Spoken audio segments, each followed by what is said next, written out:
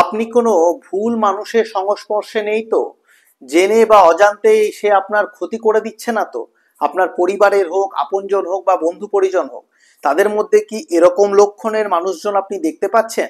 যদি দেখতে পাচ্ছেন তাদের থেকে সাবধান হন, আর যদি সুযোগ থাকে তাহলে তাদেরকে পরামর্শ দিন যে মানসিকভাবে তারা অসুস্থ আছে, তাদেরকে একটা সহযোগিতার প্রয়োজন। কোন ধরনের মানুষের কথা বলছি? এই ধরনের মানুষরা সবসময় নিজেকে সঠিক মনে করবে, ছোট ছোট বিষয়ে নিজেকে সেরা প্রমাণ করার চেষ্টা করবে, অল্প বিস্তর টাকার জন্য মানুষের সঙ্গে সম্পর্ক খারাপ করবে, লোকের নামে চারিদিকে নেগেটিভ কথাবার্তা বলে বেড়াবে, নিজেকে সেরা প্রমাণ করার জন্য বিভিন্ন ধরনের কূটনৈতিক চাল চালবে।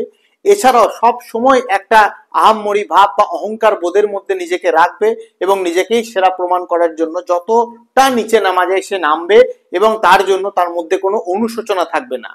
এগুলো হচ্ছে নার্সিসিস্টিক পার্সোনালিটি ডিসঅর্ডার বা বর্ডার লাইন পার্সোনালিটি ডিসঅর্ডারের একটা সমস্যা। এই নার্সিসিস্টিক পার্সোনালিটি ডিসঅর্ডার কিন্তু ভেতর ভেতর বাড়তে থাকে এবং নিজের এবং অন্যের ক্ষতি করে। তাই আপনার আশেপাশে যদি এমন মানুষ দেখছেন তাহলে সাবধান হয়ে যান। আর সে যদি আপনার একান্তই প্রিয় হয় তাহলে তাকে মুখের ওপর বলুন তোমার সমস্যা রয়েছে, তোমাকে কাউন্সিলিং এর প্রয়োজন আছে, কিংবা এগুলো নিয়ে আলোচনা করার প্রয়োজন আছে।